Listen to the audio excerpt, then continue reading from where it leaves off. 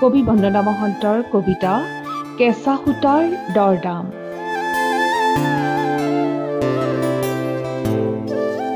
কেঁচা সূতাৰ দৰদাম কৰোঁতেইচোন বহাগ আহিবৰ হ'ল।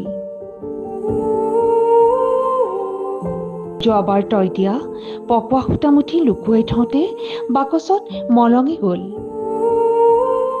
বুকুখন ভাঙি থৈ অহা বাটেৰে ঢপলিয়াই অচিন বনলৈ ফাগুন গুচি গ'ল। চেনাই, এইবাৰ বহাগত পথাৰৰ আহঁতজোপাৰ তলত মনৰ কথাটি কম।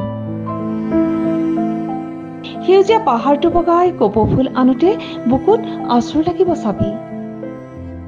তোৰ বুকুত শুই থকা মোৰ তেজ ৰঙা সপোনটো সাৰ পাই গ'লে নিচুকাই দিবি।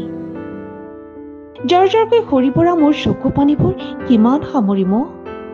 জৰ্জৰকৈ সৰি পৰা মোৰ চকু পানীবোৰ কিমান সামৰিম? ধন্যবাদ।